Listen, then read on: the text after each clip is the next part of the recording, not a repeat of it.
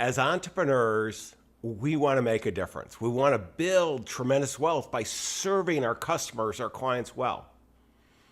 We do that not for greed, but to deliver value to our customers and our clients to make a huge difference with our families and our communities. But I got to tell you, there's one challenge that most of us as entrepreneurs are not doing. It's having one of the most powerful conversations out there. And I have a remarkable financial advisor that's joining me today who's an extremely successful financial advisor, author, but most importantly, she's going to share with you how you can have the right conversation with your family so that it all comes together. See, we're in business, not for more business, not for more money, but for a great quality of life. We want it for ourselves, for our families, all stakeholders. Well, this conversation's going to help you accelerate your success even more. I'm John Bowen. Stay tuned. You do not want to miss this. Ordinary success? No way. You want amazing, remarkable, exceptional breakthroughs. Dig deep. Think bold, drive hard, watch yourself soar beyond your dreams. AESNation.com. Lori Sackler, I am so excited to have you here. It is such, you're doing such amazing work. We have the privilege of working together in our roundtable mastermind group. And one of the things that became very clear to me is that you're a little different. You're starting a lot of conversations that most people don't. And, there's certainly no shortage of financial advisors. There's no shortage of wealth out there. And certainly among the successful entrepreneurs that, we have the privilege of having part of AES Nation, they aren't having these conversations. And as a senior vice president at Morgan Stanley Wealth Management and, all the exposure, you not only have served your clients well, but you went ahead and wrote a book on how they could have these great conversations about the M word, money. Most of us would be happier talking about sex than money, which is that's an amazing thing. So, let's go, Lori. Give me why you're so passionate about this first, a little bit of the background that how you got to there, because I want to make sure our fellow entrepreneurs really understand how they can have this great conversation, because it's so empowering not only for them, but for their enlightened self-interest for their whole family. Yeah, it was a journey because I started to experience both in my personal life, within families I'm related to, and in my business, families not having the conversation. And what I was witnessing firsthand was that not only the family relationships and conflict were being torn apart because they weren't having these important conversations, but the finances. So I started to think through this, and I was trying to explore what's going on? Why is this happening? And it turned out that I was fortunate to start reading some books and figuring out that there was a huge transition of wealth taking place. There's a 70% failure rate. And the main reason is breakdown in communication and trust. So a light bulb went on. I did my further research, found no real literature on examining why is this the tough topic that nobody wants to go to? What is going on? And I found there was really nothing out there. So my passion beyond my clients was to put the word and the message out there and kind of help people get around this subject, and so that they can take the right course of action to help them preserve their family and their finances. Well, and this is so important for people that have a business too, because what happens is disruptive families. I mean, we 3 generations.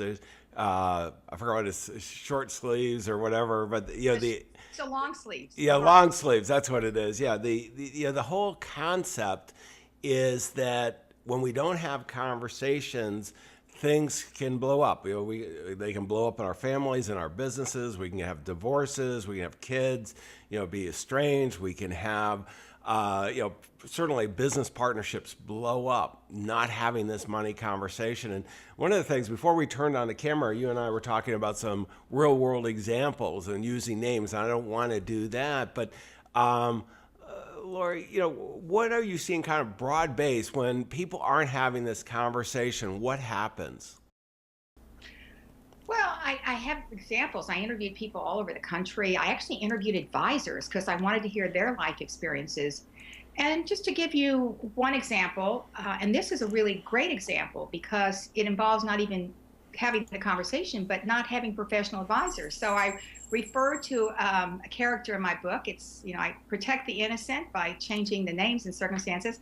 Sam Zemansky, he was a doctor, a very successful doctor who had immigrated from Poland. He was very quiet nature, didn't like to discuss personal issues, and certainly didn't have conversations with his kids around money. He and his wife were about to retire to Florida when she had a terrible car accident, was killed instantly.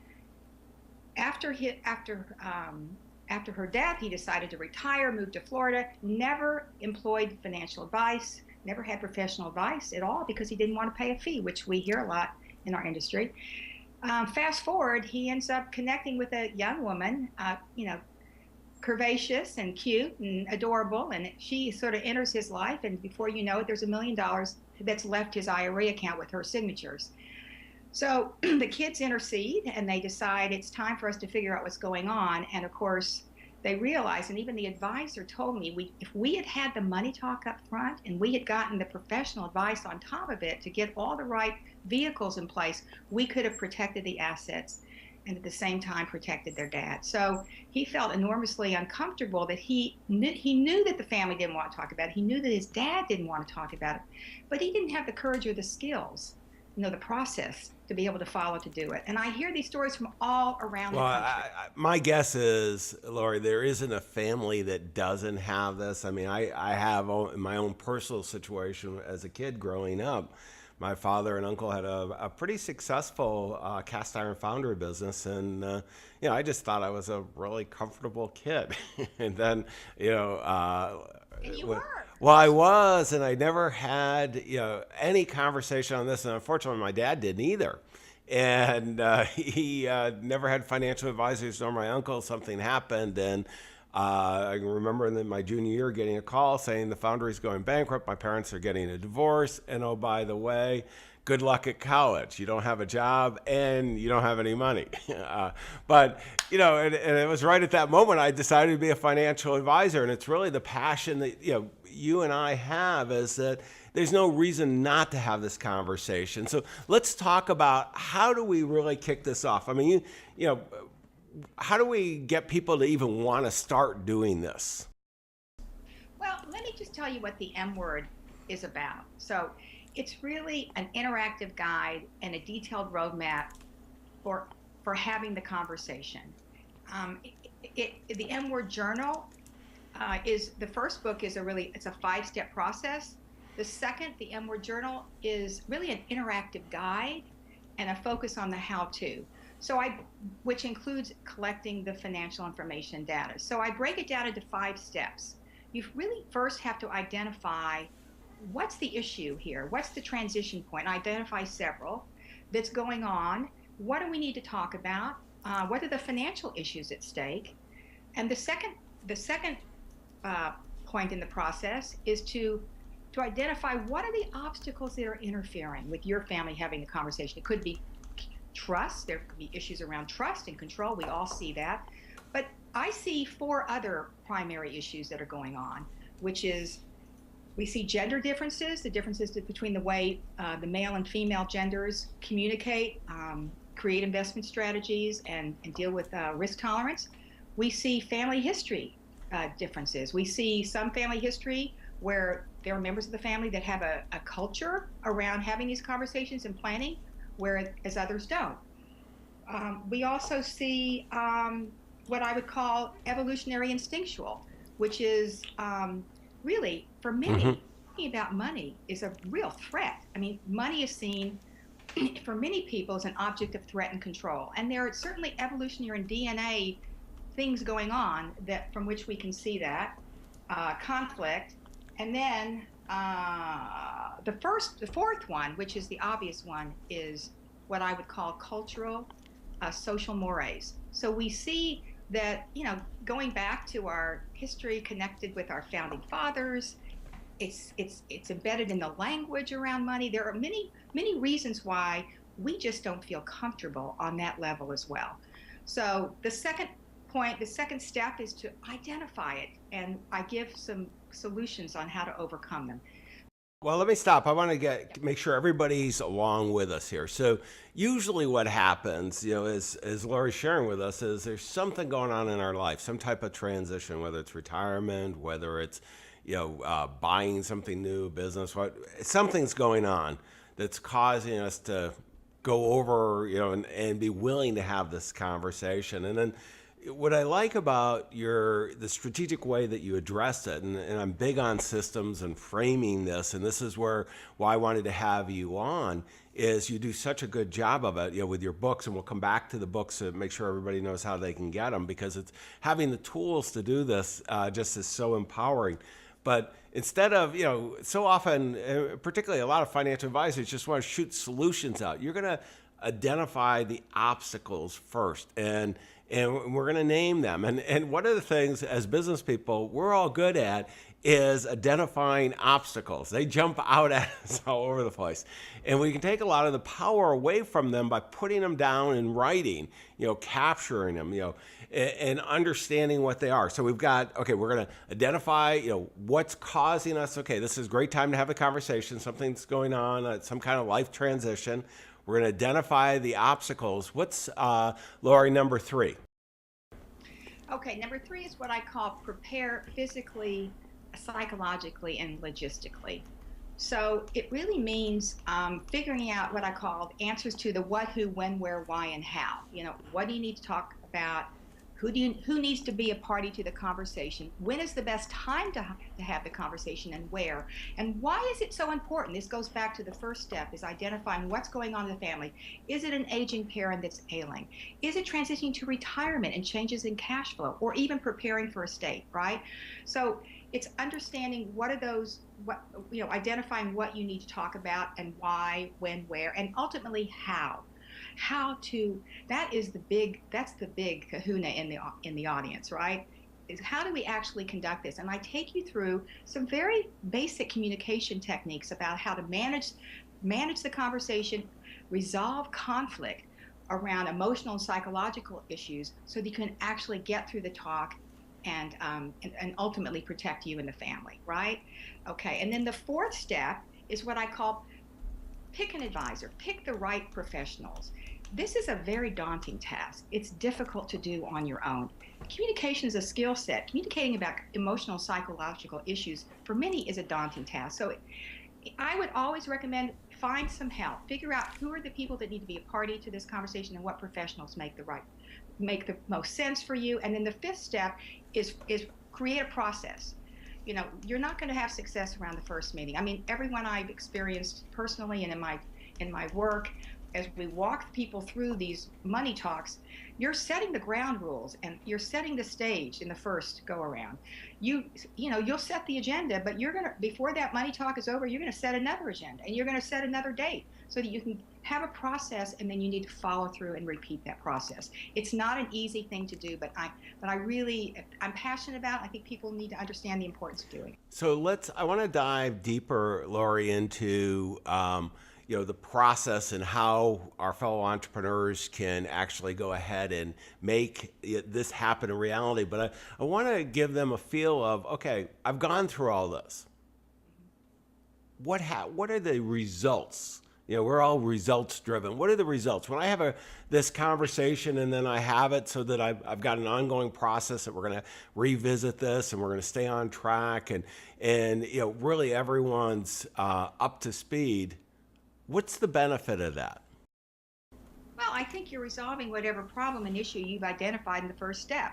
So, for example, maybe it's you have a health issue, and you're changing your estate plan, and you need to get your children on board. And the ultimate benefit is you're going to have a peaceful and successful transition of your assets along the way. If it's at your death, you'll have all the instruments in place. People will know what their roles are, what the responsibilities are. If it's during your life, they will understand what assets are coming to them, what the benefit, how they're to be used. I mean, I think it's very interesting that Warren Buffett, I've heard him speak on the subject, and he says he modifies his will and estate plan every 3 to 4 years, and he doesn't sign until the people who have roles and responsibilities understand what they are and are okay with them.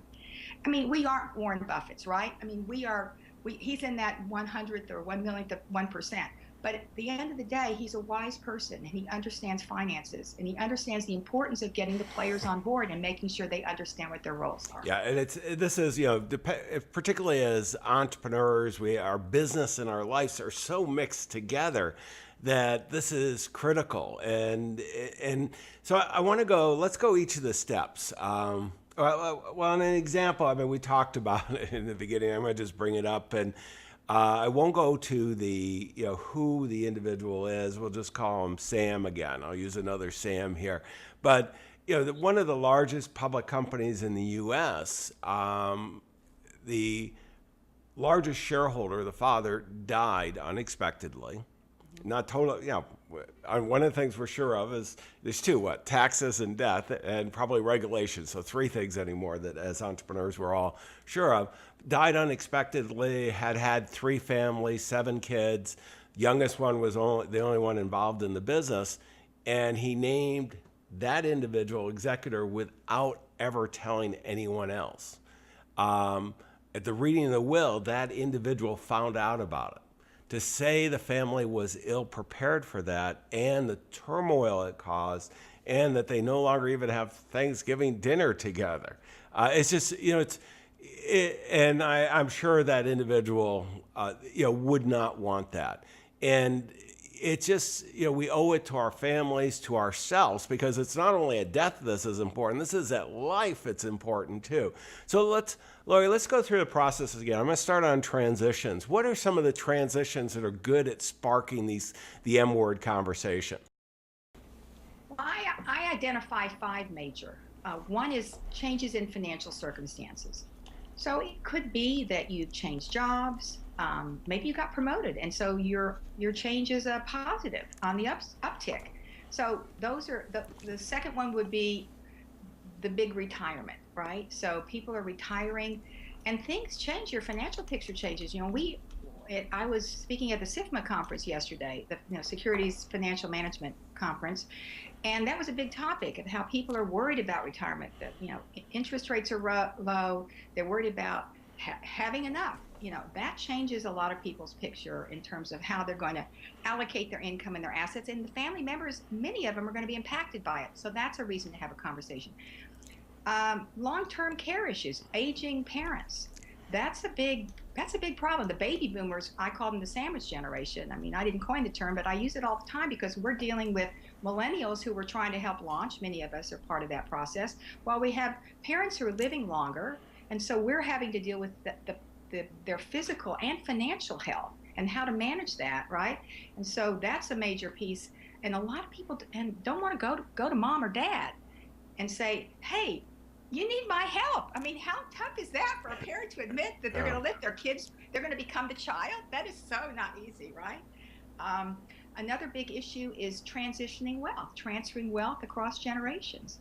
That's where I originally got passionate about the concept, because I witnessed in my family the absence of the money talk, and how it broke. It was not my immediate family, but cousins, and how it.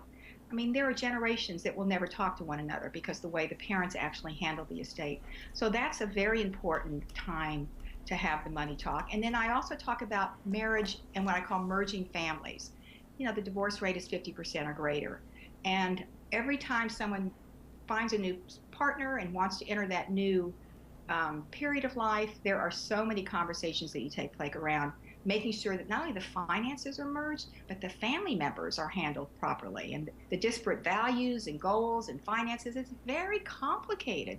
So I talk about disclosure and conversation in advance so people understand what to expect. I mean, it's very important, but it's hard. It's a very difficult process for most people. It really is. And I think I'm going to skip obstacles because we covered that pretty well. And I want to go into the prepare, who, what, where. And I'm thinking, okay, geez, we could have any of these transitions. Let's say let's make it a little challenging, Lori, which most of it is an elderly parent who's starting to maybe show dementia and a blended family. How do you get that started? Because that's a pretty regular one. I'm thinking one of my neighbors here that's going through that right now, and it's challenging. Yeah, so that's a tough, and of course you have to deal with the personalities of someone who's been in control of their life all the time, and I'm assuming that this person has multiple kids from more than one marriage, Yeah, right? and so it's like, and I don't want to solve the problem, but bringing them, who should be at this meeting, who should have the conversation, because traditionally what it is whoever, probably the richest, who seems the smartest, they go, okay, you take care of it, or they take care of it, and then it gets passed from family member to family member along the way, and everybody doesn't like each other by the end. Yeah, no, I think it's difficult. So typically there's one person in the family that's identified as sort of managing the process. And it's usually the one of the females in the family unit. I mean, there could be a man that steps up to the plate, but women tend to be more nurturing around these kinds of issues. Mm-hmm. So I'll give you an example. I had a guy contact me from Oregon, and his mom was in her 70s, had had cancer, and was resisting leaving her apartment. They needed to get her to a facility where she could get proper attention and care.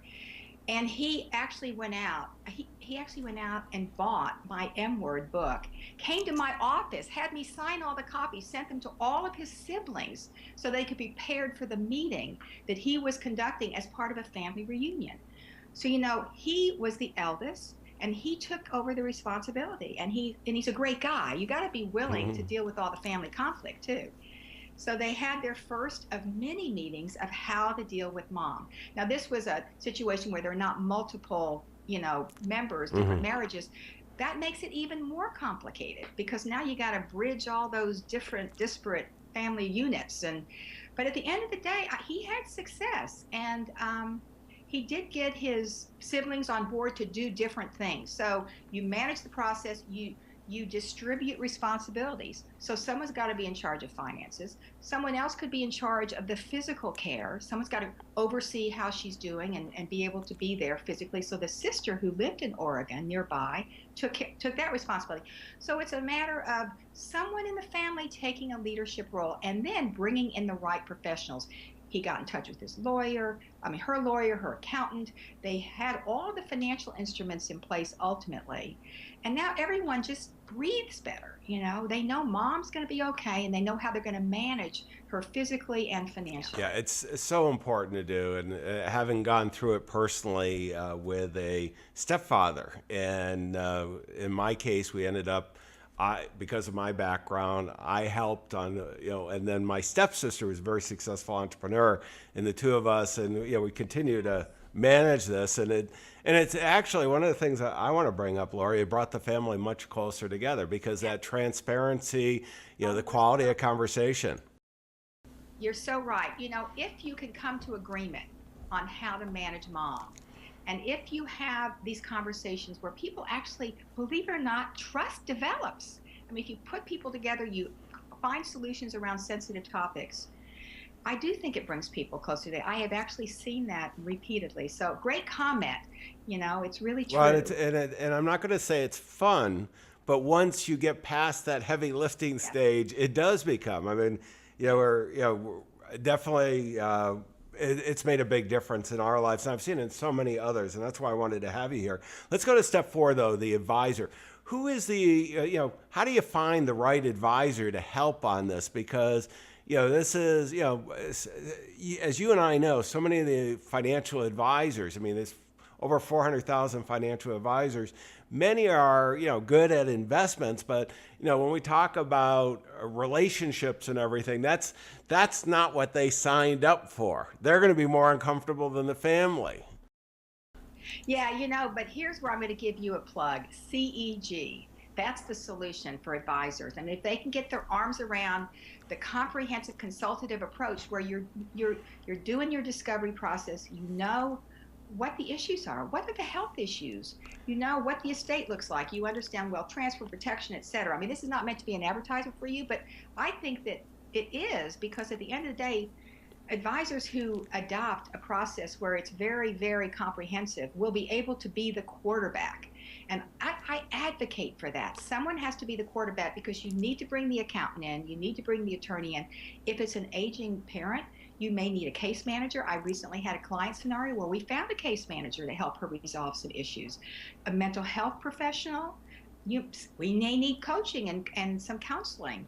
How about a geriatric doctor? I mean, or a medical internist. There are all kinds of professionals, but at the end of the day, you need to identify who are the players, who are the advisors who need to be a part of this, and then you figure out, what is the best time to bring them in, what are the issues, et cetera. But you can't do this alone. You just No, can't. this is so complicated, and I just, I'm a reasonably intelligent guy on financial matters, and I found out how hard it was to deal with some of the challenges of dementia, and I won't go into the personal complexities that came up out of it, but wow, this is something so important. And this is, step 5, this is why I wanted to have you on, Lori, and it's creating a process. And I'm going to go to the next segment, which is the book of the day, and your book. And I'm going to put your website up, which for those of you who are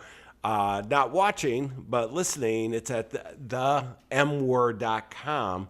And Laura, you have 2 books up there, the M Word and the M Word Journal, and tell us about both of these, because when we talk about process, to me, this is, when you if you don't have framing, this is where people make mistakes. This is a tough conversation. By having the framing, it becomes, that much more easy.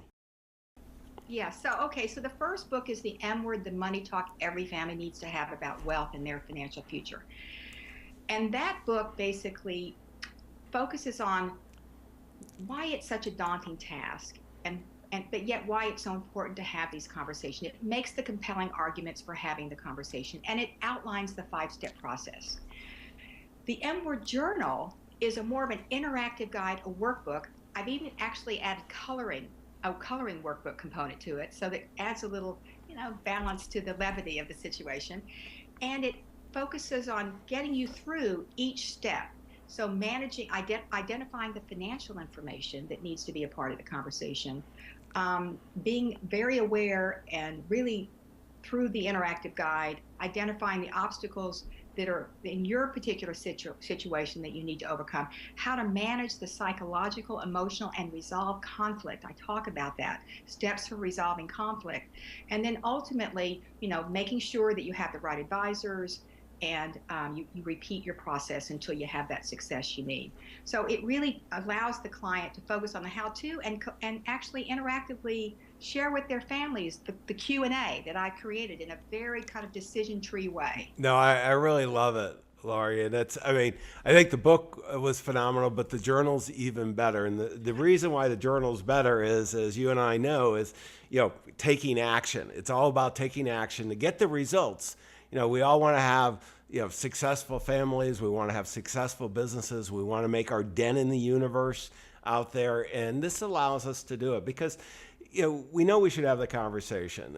We recently did a survey of successful business owners, and I don't have the numbers right in front of me, but the percentage that their estate plans are real old and they're a lot wealthier, their family situation has changed. It's just, these are things we put off. Well, boy, if we take action and start making this happen, you're going to be so happy because, for most of us, this is one of those things in the back of the mind that we know we should do, but we just never get around to doing it. Yeah, after I wrote the first one, the comments I got from people around the country, and even the New York Times Review mentioned we need more focus on the how-to. We need more help. So I spent over a year trying to figure out all these steps because there's so many steps. There's so many details to getting you successful. And I'm hoping, look, I'm sure I didn't think of everything. I'm hoping that at least engage people in the process. They have to get started somewhere.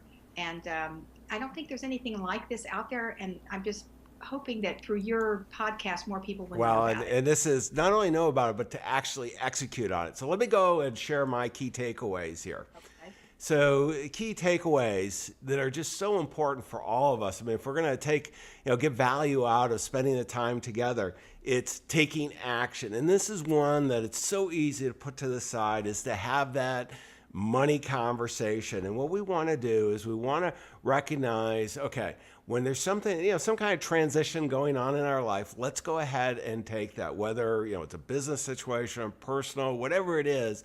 And more likely than not, if you're an entrepreneur, there's something going on that you should have it. Right. And so we're gonna first identify that transition. Second, we're gonna acknowledge the obstacles. I always like to write them down. Even better, use the M word journal. It's got all the tools, everything to do that. Identify, put a name on it. It kind of, when you do that, it takes the obstacles and takes them away rather than having them in our mind, fighting with them. And then prepare. Yeah, who, what, where. We've got all the tools in your journal, but it's, who should be there, and who in the family. Where should you do it? What? And have that framing. Use the journal. The advisor. I got to tell you, I'm looking down my notes. The advisor, this is so important to have someone who is looking at the big picture versus just investments, who's there, kind of a term we use as a personal chief financial officer, much like we as entrepreneurs have CFOs for our businesses. We're going to have somebody who's kind of helping to facilitate the other experts that are needed that Lori shared with us. And then, create a process. I'm going to encourage you to, actually, I'm going to change it. Don't create a process. Just get the journal, the M word journal, and do it, because you're too busy, and this is stuff we'll put off if we have to create the process. Use the process that Lori has. Lori, I want to thank you for taking the time and energy to, not only join us, but to put all this work in that's going to make a difference in so many people's life. Thank you very much. I appreciate the time. I appreciate you helping get the word out. It's not an easy conversation to have, and not everybody's receptive to it. So we need to push it out there a little bit. bit. And the thing that I want to keep on coming back to is the end result. The result of having the conversation is so freeing and so good, and it brings families together, and that's the most powerful. So, right above me, you see aesnation.com. You can go there. We'll have a full transcript, the show notes, the links to Lori's books, and your family, they're really counting on you. Don't let them down. Go make it happen. Have the M word conversation. Wish you the best of success. Exceptional, remarkable breakthroughs. aesnation.com